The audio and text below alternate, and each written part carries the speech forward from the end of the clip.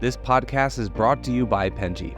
Penji is a creative subscription service that gives you access to pre-vetted, agency-trained creatives from all over the world.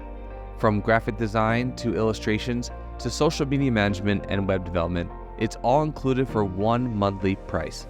It's time to say goodbye to the hassle of searching for top-notch creative talent. With Penji, you get quality and consistency delivered right to your inbox every day, carefully crafted for you by humans. So meet your new creative team today. Head over to penji.co for more and enter the coupon code located within the podcast show notes.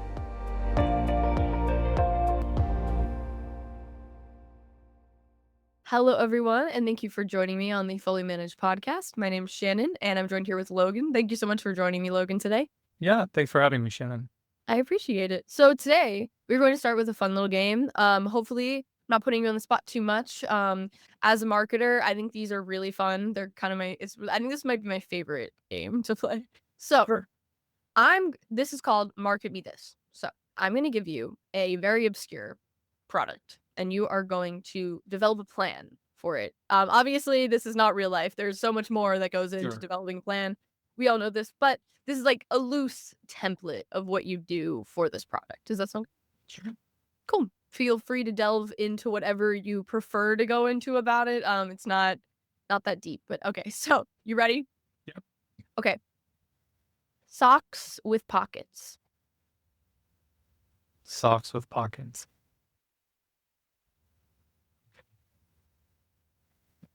Okay, so I'm immediately thinking about Apple. For some people, this is a life changer. And it is something that is so small. Sometimes it's really in the little things. And it's those little things that can help you tell the most fun stories. And so that's what I would be focusing in on is, who are the people that they want to have like that little extra thing they can just sock away, and that's probably the name that it would be. So I'm thinking about like, kids, if they're at like slumber parties or whatever, having something they can kind of hide in there. Honestly, I think you would end up like with some funny videos. Is probably where I would want to go with this, like some funny YouTube videos of this. And just thinking realistically, there probably would be some people who would want to have extra hiding places for nefarious reasons. Yeah, I would definitely. That was like the first thing that would come to mind. Like people trying to sneak things into concerts. Across borders, into concerts, just into places where it shouldn't be. Like Things should not be. started sneaking things into test rooms, like all that kind of stuff. But I don't know. It could also be kind of fun to like. Think about like those Mentos commercials where everything was like really cheeky with those Mentos. They were just like doing ridiculous and stupid things. You could do something like that. They're just like hiding away, they're stocking away their little contraband as they like go places where they're not supposed to have those things. So yeah, I don't know. I think that'd be kind of fun to shoot some cheeky videos like that. Just have fun with it. I guess it sounds ridiculous, but it also sounds like something would be like, I need that in my life. Well, this one actually has utility for it. The last one I gave was spaghetti scissors, so you got a little lucky. Oh, I do really like it. Spaghetti scissors is for not scissors made of spaghetti. Scissors for specifically cutting spaghetti, which was like a really dumb idea on my part, but also I'm here to make it difficult. Socks with pockets has utility to it. That actually kind of makes sense. Yeah. Mid element that you brought into it, because I do kind of see like a 90s kind of moon shoes commercial, like where it's like sock it and you put something in your sock. It's absolutely. I think you put that in. You put it on some Disney, some Nickelodeon. Give it some airtime there. There's gonna be kids who are like, I need this. Yes, and then there are gonna be kids that grow up in 15 more years and realize that it has other utilities that are not fun and giggles, I guess. Yep, that's it. Well, I think that you did a great job with that. I think that I might have set you up for success in the idea. makes much more use than previous products give to people. So I give you a little give you a one up for that. But again, thank you so much for joining me today. For all those that do not know, this is the Fully Managed Podcast. We're here to talk about marketing and business tips to help assist you on your business journey. Again, I'm your host, Shannon, and I'm joined here today with Logan from Story Sellers. Thank you so much for joining me today again. Yeah, thanks. I'm really glad to be here. I appreciate it. So, could you start by telling us a little bit about yourself? Kind of like how you got to this point in your professional career, what you're doing now, and maybe your ideals for the future. Okay, so how I got to where I am now, I graduated Belmont University. It was from a private university here in Nashville, Tennessee, and got a couple of entry-level jobs into digital marketing businesses. And at these different businesses, they weren't really the most ethical places. I really kind of learned the industry from the wrong end around of like, oh, okay, here's how we're taking advantage of people and lying to them and getting them to do things that we're not really executing on. And it took me way too long to figure out, oh, that's what we're doing here. Because again, I didn't know anything. Yeah, My first job out of college was in a commercial construction office, and I was like, I need to get out of here. I mean, this is killing me. So let me do something with marketing. I can be in an office. I can be creative. Let me try that. And then getting entry level, and then just kind of having to teach myself, and then learning like, oh wait, this is what we're doing here, but this is what we should be doing to help people. So it was 2012. It was when I left that second job, I went out on my own. So I was very determined that I don't have at that time the competency to help people, but I knew I had the integrity. So that's what I went with. And there's a ton of talent here in Nashville and close by, but I knew that there was always going to be room for someone who treated people well and treated people like the way that they wanted to be treated. So that's what I started with, and that was 2012. So we're going on 13 years ago. Started off with just doing websites mainly because that was the most accessible form of value that I could offer people. But since then, I've been learning new skills of, okay, you have a website now, and I've really been diving more into using the power of story to help people reach their customers and build trust, because nothing builds trust like a good story. And you can even get into the science of it. And I'm no scientist. I'm not a psychology person, but I do know that when you go immediately into trying to sell someone, they're going to have those walls come up, and they're going to be like, what is this? We're all told to all the time. We're very good picking up on when someone's trying to sell to us, and those walls come up immediately, and we're on guard against this person. We're always looking for some way to like invalidate or discredit what they're saying because we don't want to be sold to. We don't want to be taken advantage of. But if someone's coming along and they're telling us a story, well, that doesn't activate in us. There's nothing to argue. There's nothing to really discredit. Like, I can't really disagree with you unless you're telling me something ridiculous. You're telling me a story, your story, I'm going to listen. And what's going to happen is I'm going to look for what are those things that I can connect with you on? What are those things that I can relate? And what's really cool then is if you say something and I think to myself, oh, you too? That happened to you too? Or I know what that's like. Now there's a connection. Now I trust you. And for businesses nowadays, there's a lot of ways to grow your business and to people. But getting them to trust you, I mean, that is gold. That is the way to do it, because first off, that means you started from a place that is trustworthy to begin with, and you're communicating in a way that gets people on your side. Now, not only are those people willing to buy from you, but they're going to be happy that they bought from you, and they're going to tell other people about how great it was to work. and it only gets easier and easier for you. Whereas on the opposite end, what I saw were people who were taking shortcuts and taking advantage of people and lying to them. And I can fool you for now, and I can get your money now. But as time goes on, all of a sudden I'm becoming a story about how you were taken advantage of. And now that's the story you're telling your friends. And now it's going to be that much harder for me and my company to grow because now our reputation is just shit.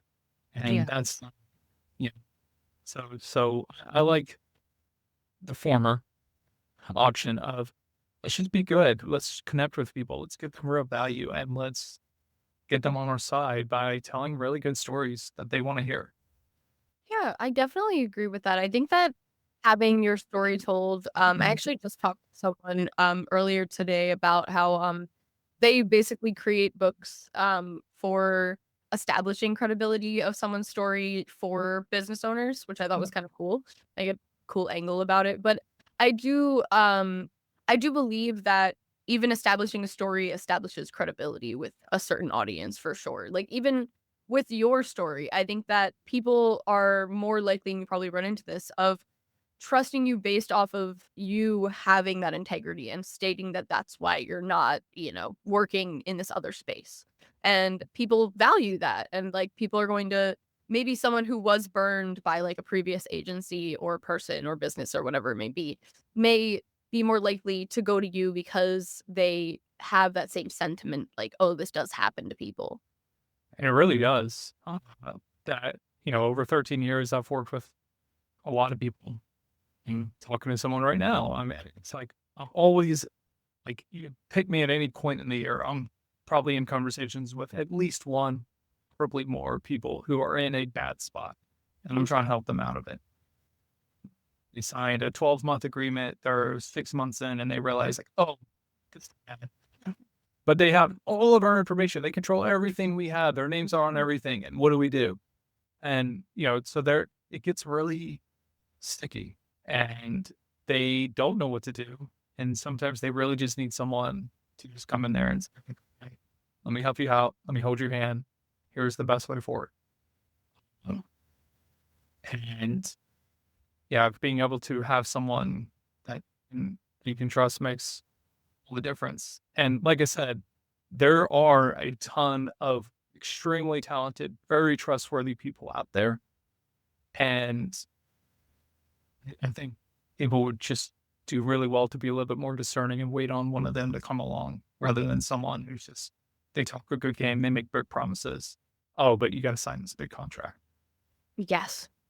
I do hear this very often. It's really disheartening sometimes because I talk to a lot of people that are a part of agencies, have their own or are higher up in whatever or someone else's. And I hear that so often that someone comes to them because they've been burned by another agency. And it's funny because the sheer amount that I've talked to, I'm like, which ones are the ones that have burned the people that I don't know about? Because obviously I'm only hearing good things about everyone.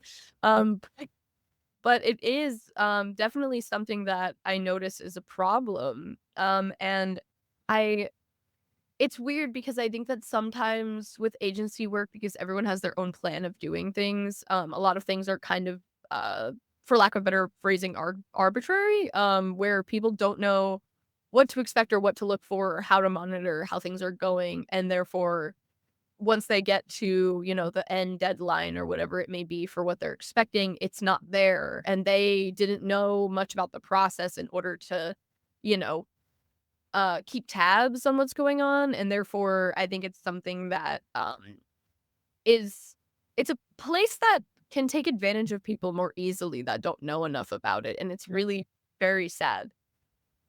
Yeah, there is a lot of ignorance and a lot of opportunity to profit off of that ignorance. And then you can easily have people who do get very arbitrary and like, I'm going to post one YouTube video a month, 4 LinkedIn posts a month, and we're going to get 7 or 8 Instagram reels. And like, that is our plan.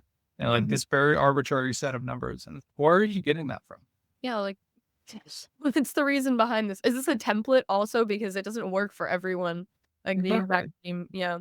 Yeah. So it's like, I'm a big believer that sharing your story in video form is incredibly powerful. I mean, that's a very obvious, easy thing to say, but then it gets harder. It's like, okay, well, how often, where do I do that? And so that's where the conversation and talking to someone who's willing to listen to you and put forth brain power and critical thinking to figure out, okay, well, this is what we should,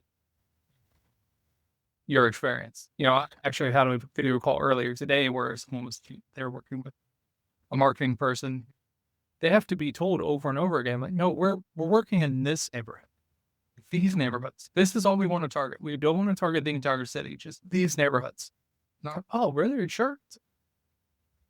That's who we are. That's who we are. Like, why are we still talking here? And I'm talking to them, and they're like in this probationary period with them, and I'm just, please tell me you didn't sign anything like long term with them because they're not even listening. It's so interesting because I think that there's so many agencies that take the perspective of that they know better. And of course, people are Okay. coming to them for a reason. Obviously, they might not know a lot about marketing itself, but they also are in their industry. Like they know the ins and outs of their industry. They know what works already. Maybe they just need it to work better. And you might have conflicting views with that client of like what might work best based off of your research or whatever. But you're also there to make them happy. You can always work with them. Say their idea is horrible. I don't know. Like your client's idea is so bad. You can try to explain to them that, hey, I don't think this is a good idea because X, Y, and Z. But if they want to do it a very specific way and they're coming to you for help, then you can preface, hey, I don't know if this is going to work, but I will do this for you because that's what you want. And I don't understand the problem with that. Like you are getting paid regardless of whether you fail in that scenario because you've actively communicated with them that maybe it's not a good idea, but you can still try to do what they suggest. Yes, I think that is one of those push and pull balances of that relationship. I mean, and it really is a relationship. And it's like, you're the expert, so I'm going to have to rely on you on some things. But also, like, it is in my best interest that everything we do is just consistently giving you a higher return, that I'm making you more money than what you're paying me because I want to work with you long term. So if we try this, I think it's going to be a waste of money, and that could reflect bad on me. I don't want that because I think that if we go this way, we're going to see, like, this just makes more sense to me. I think this just tells a better story. It has a better connection with the people you're trying to do. And your idea, I feel like it's just way too salesy or whatever the case is. Like it just doesn't feel good. Honestly, take a look at it. Like, how does it make you feel? And I think a lot of what we do is so subjective and it comes down to taste level and all kinds of things like that. Because it's kind of impossible to say like, well, if we do things this way, we're going to get this many more hundreds or thousands of people to really vibrate. So the best thing I try to do is tell people, like, let's make sure it's authentic to who you are. Like if that is our guiding light, because like we can't predict, we can't know how the market is going to respond to this. We don't know all, where exactly this, who's exactly this. We have some control over it. But the one thing that's completely in our control is whatever we put out there, it's going to be 100%. Or as close to that as possible.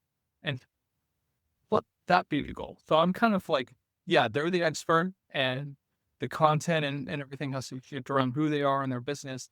And I feel like my voice, making sure that this is truthful and it's actually helpful and interesting. Do you have a way, because you have this view on, not taking advantage of people, which is lovely, by the way. Do you have a way of vetting clients that have this like similar philosophy to you? Because I know that it does become sticky where you might be doing marketing for someone that is actively doing something contradictory to what you believe. And that's where it can get awkward. When I talk to people, I try to find out about them as much as I can. If it's a word of mouth referral, I talk to that person who's giving me the referral about them, and that's usually every single time. if they come to me and they have like Google Business reviews or any kind of reviews, I could go in there and look to see what does a 5-star review look like? What does a 1-star look like? What kind of responses are they giving? And if they have anything on socials or their LinkedIn, getting a feel for how do they talk to people. I mean, I found a guy I wanted to work with. I found a YouTube video of him from 7 years ago with only 50 views on it. And I watched it. It was only like 10 minutes long. I was like, I'm seeing a side of you that I think is great. I think is very honest and open and vulnerable. Like you seem like a genuinely good person. So I look for those things, and I try to do as much research as possible. And if we can't find much or can't find anything, then I have a long conversation with them like this over Zoom. I want to see their body language. I want to pick up on who they are. Get a sense for how they deal with people, how they deal with conflict, how they deal with me, all of that. So really getting a good sense for how that person is. I'm not sure how much like the personality tests and things like that you delve into. I think about the Enneagram, if you're familiar with that. No, I would love for you to explain it. It doesn't look at you without giving. I think it's healthy. Sure. Yeah, no worries. So the Enneagram, it's a personality test that's like thousands of years old. It's ancient. It's an ancient way of describing people.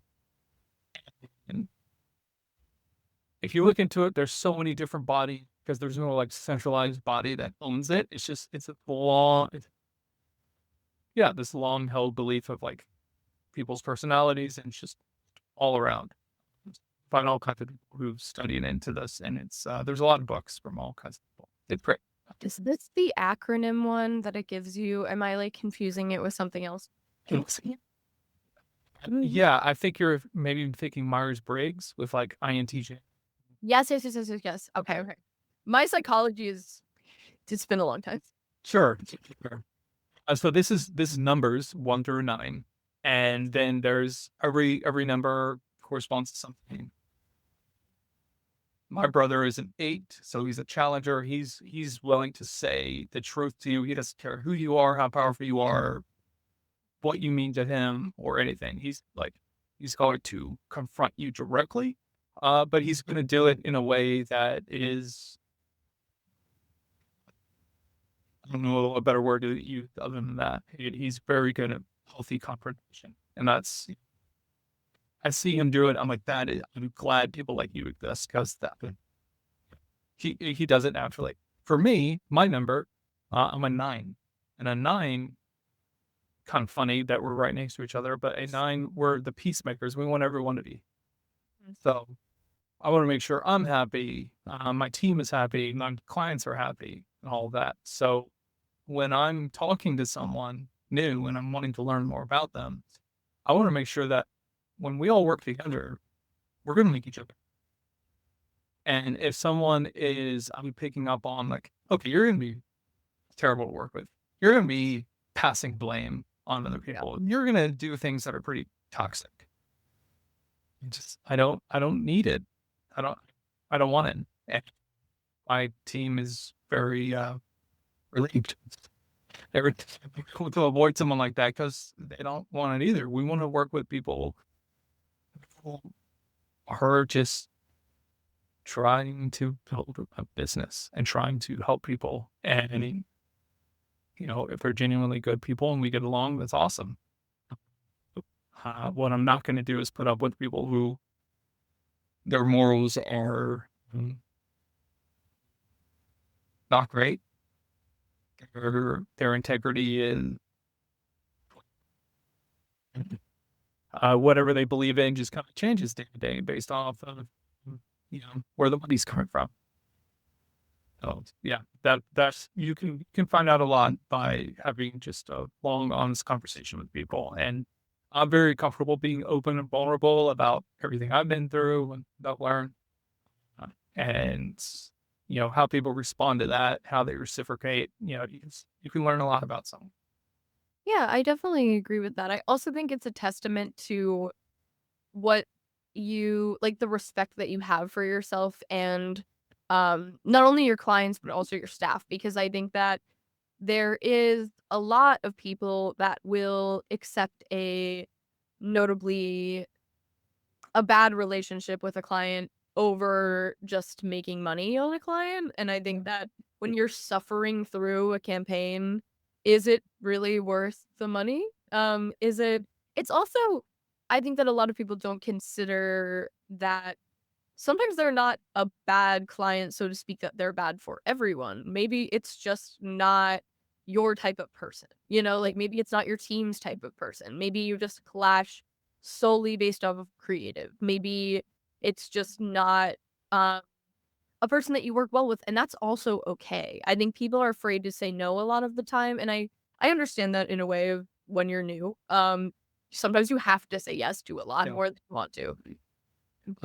That is the interesting part, is like understanding at different points in your business. You're going to be able to say no more often as you go along, and it is hard at the beginning. Very difficult.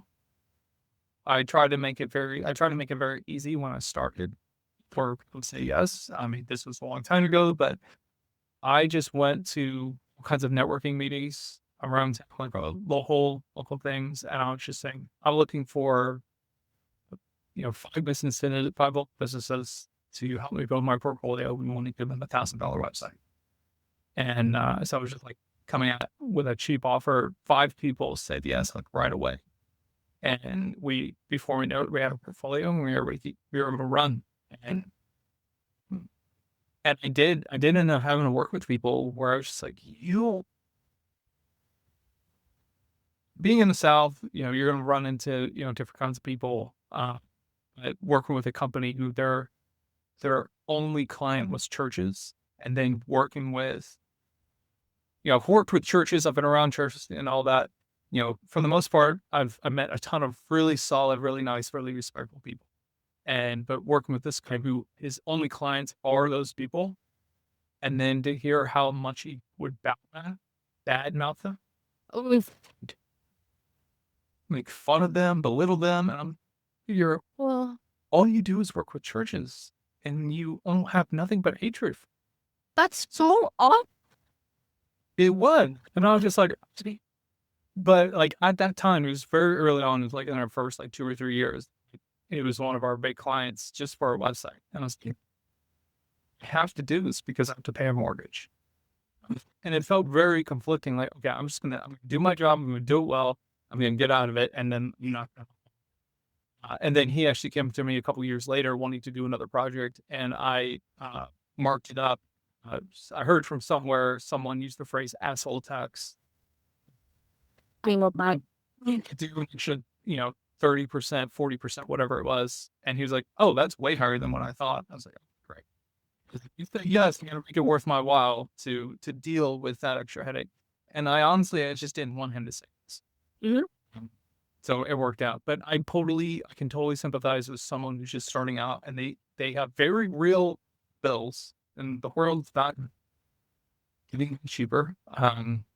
So sometimes you are going to have to learn to deal with people that you don't like, and maybe it's an opportunity for you to learn how do you stick to your integrity, to your values, despite being in an uncomfortable situation when it's tough. Like, can you still be you? Can you still have integrity when it's tough? That's where you really find out your real character. I think that those are those situations in which you're put in a corner, I think really shows like who you are at your core.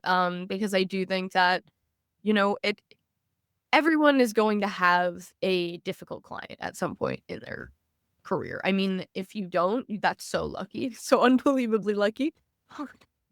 But it's not something, but I think that those can really be learning moments about like what you want to avoid in the future. And I do think that those are still important because you might not even realize the type of person that wouldn't work well with you in the beginning. Like you might think that, especially if you're someone who wants everyone to be happy, or maybe you find yourself being agreeable in situations where other people wouldn't be. You might not realize that something is kind of a burden, or that it's difficult to work with in the beginning because you're just, going through the motions and making sure that they're happy, and realizing that it's really overwhelming you in the long run. And that's something that, people have to realize sometimes, that they don't know that's going to be on the horizon.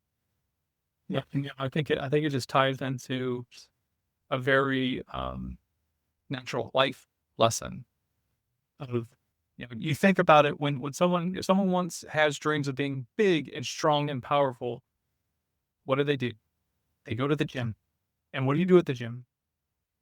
It's Planet Fitness. Maybe you're taking a nap and eat some donuts or whatever. But at other gyms where people like really want to work out and do things, I just say because I have a friend, he took me to, and there was actually a thing of donuts there, and I was like, What? I also didn't really know you guys had Planet Fitness. I don't know where the gyms are or what the gyms are around the country, but that's kind of funny to me. yes. I was like, yeah, that looks real. And then apparently like a joke, like they're kind of a meme for doing that. It's so funny. What the heck? Yeah, it was pretty great. So But like for most people, when they go to the gym and they work out, like they pick up heavy things, they put them down, pick them up again, they put them down, and they get on a treadmill and they run in place for about, and like that sucks and it hurts, and they're literally tearing their muscles apart to become stronger. So those obstacles that they put in front of themselves, they do that intentionally so that when they overcome them, they're not made stronger for it.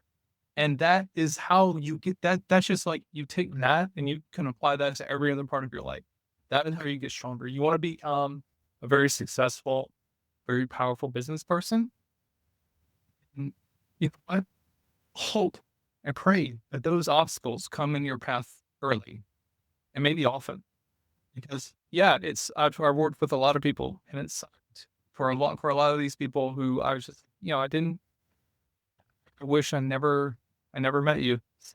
Yeah. So, but looking back on it, it's like, I now know how to deal with people. I now that I'm a stronger person, I can say no with more confidence, and it's not just head knowledge. It is like, oh, I know it in my spirit, like what kind of person I don't want to work with. I know what opportunities to say yes to and no to, and that's because of what I've been and the obstacles I never overcome. So, yeah, if business is never hard for you, if you never interact with any of those obstacles, you might have a lot of success. But the honest part of it is you're probably kind of weak. Like if I go to the gym every day, but I never lift anything heavy and I never do anything, I'm probably going to be pretty weak. I've been going to the gym every day for a year. Okay. You don't lift anything. So are you any stronger than when you started? Well, okay. No, but I show up, it's like, well, no. That's just not how life works. Life is ribbon for yeah, right. And then like to get stronger in life, to get stronger in anything, you have to overcome something. Yeah. And sometimes it's arbitrary, sometimes it's our own mistakes. Sometimes we say yes to the things that we realize we should have said no to, but it's all a lesson.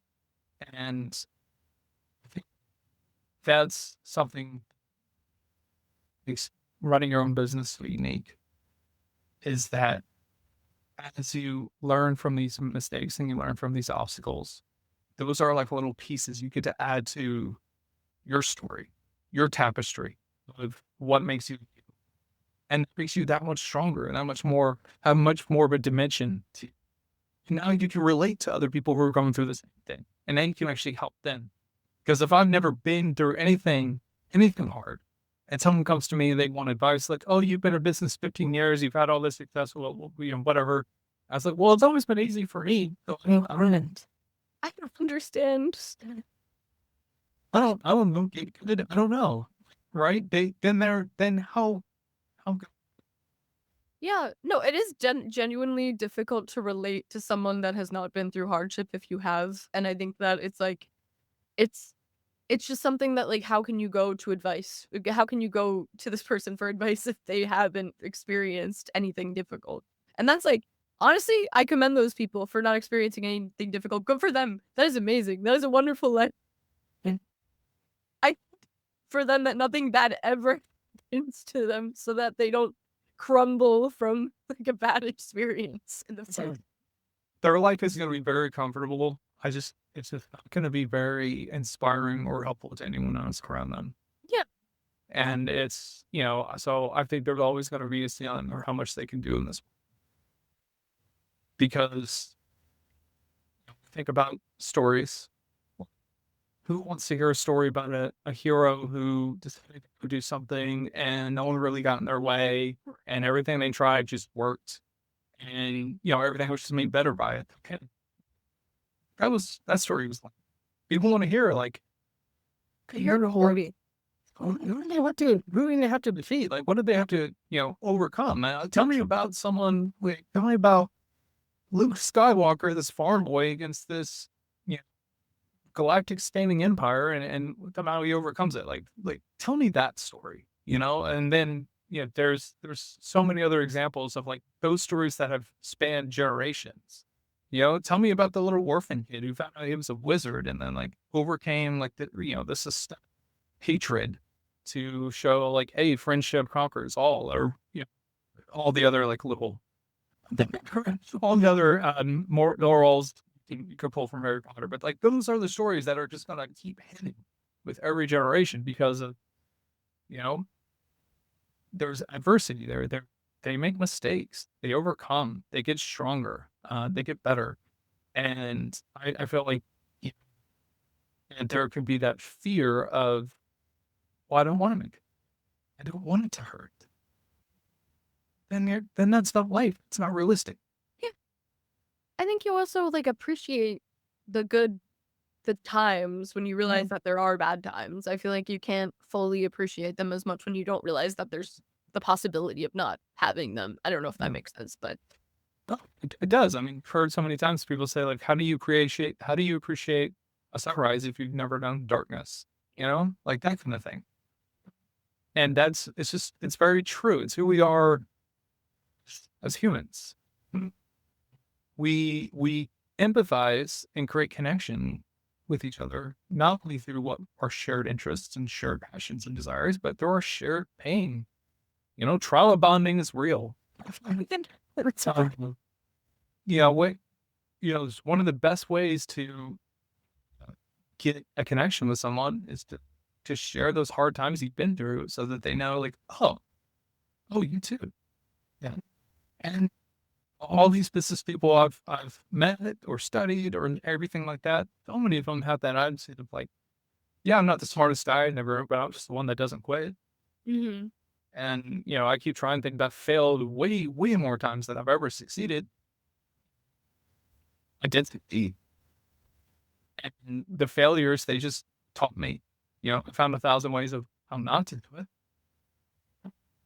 But, those are the people who then know once they have success, they know how to hold on to it. And the people who just kind of bluff their way into success, lottery winners, they don't hold on to it. You need to fight the same obstacles to get there. Just like that kind of, like life has this way of balancing itself out. And so if you actually learn from what you've been through, and I learn from my mistakes and personally and in my business, and I try to grow and get better from it, there's always going to be a positive benefit I can pull from it. And that's my choice, that's my perspective of like, I'm always going to find good I can get from this, even though it sucks. And what I went through, even though there are things where, well, I would never defend it and say that was good. I would never say I would ever want that to happen to anyone else. I can say, honestly, I am thankful that I went through it because now I am who I am today because of it. And now I can help others in a similar situation. I really appreciate you sharing me so. This was like a very lovely philosophical conversation that I should miss to have. Usually we're very businessy marketing, but this was way more fun. No offense to all. Yeah, thank you. I do. I definitely, like I said, it's very easy for me to just like, share things from me and overshare and all that kind of stuff. So I'm always down to talk about these things. I feel like this is the crux of it. This is the source where all these other ideas actually ring true. Like where marketing ring true is because it's something real. Yeah. Even if it's like socks with pockets, like if you show me something that's real, something that I can connect with, like, okay. I connect with socks with pockets. Instantly. When the middle schooler just thinks like, oh, I could sneak that in with if I just, because I mean, honestly, how many times I was born in 87 and how many times in the 90s would I like sneak something in my shoe and it would be like, socket. What if I did? And I just like put it right in there. So I feel like those things are real, they connect to something real. And I think if you can't pull back the purpose of your business, your messaging, how you're trying to connect to people, if you can't pull it back to something real, people are going to see it. Their walls are going to come up. They're going to reject you and you're going to waste money. And you're going to go through some hard times as a business.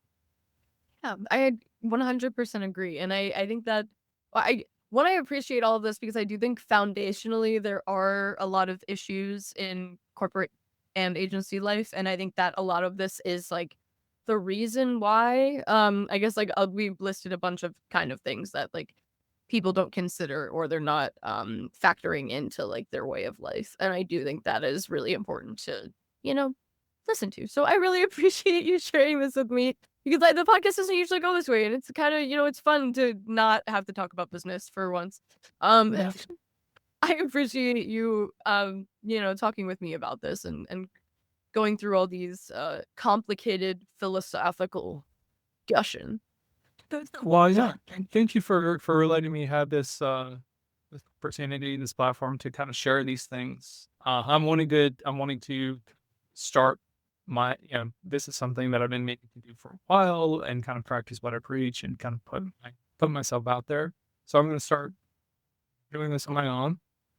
I'm glad to see that it resonates with someone. I 100% agree. I think that things like this should be said more often. And not a lot of people are really putting their entire selves out there. I think especially in the business world, people like to put on this front that they're always doing well. And that's not relatable. People don't want to see that. Unless it's like, no, I really don't think anyone wants to see that. Especially like, honestly, this is April 2025. Like, I think, everything's totally fine. My world is totally untouched. You are not. What? I don't believe you.